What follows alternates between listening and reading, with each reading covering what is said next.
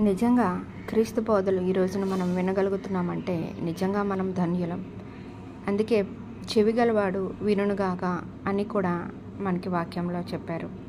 అయితే మొదట దేవుని రాజ్యం వెతికేటప్పుడు లూకా సువార్త 12:22-34లో యేసుక్రీస్తు ప్రభు వారు ఏం చెప్పారనేది ఒక అద్భుతమైన ఈ సందేశాలని మనం ఒకసారి పరిశీలించుకొని ధ్యానం చేసుకుందాం.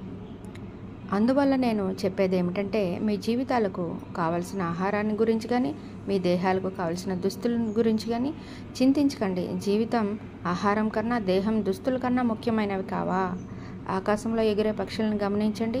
అవి విత్తనం విత్తి పంటను పండించవు, ధాన్యాన్ని ధాన్యపు కొట్టుల్లో దాచి ఉంచవు. అయినా పరలోకంలో ఉన్న మీ తండ్రి వాటికి ఆహారాన్ని ఇస్తాడు. మీరు వాటికన్నా విలువైన వాళ్ళు కారా? చింతించి తన జీవిత కాలాన్ని ఒక గడియ పొడిగించగలవాడు మీలో ఎవరైనా ఉన్నారా? మీరు దుస్తుల గురించి ఎందుకు చింతిస్తున్నారు? గడ్డి మీద పెరిగే పువ్వుల్ని గమనించండి. నిజంగా ఈ వచనం చాలా అద్భుతమైనది. జాగ్రత్తగా విన్నట్టయితే అసలు హృదయం ద్రవించిపోతుందని చెప్పాలి. మరి అవి పనిచేసి దారాన్ని వడకవు. అయినా నేను చెప్పేది ఏమిటంటే, గొప్ప వైభవం ఉన్న సొలొమోను రాజు కూడా అలంకరణలో ఈ పువ్వుల్లోని ఒక్క పువ్వుతో కూడా సరితూగలేడు. చూడండి ఎంత గొప్ప మాట.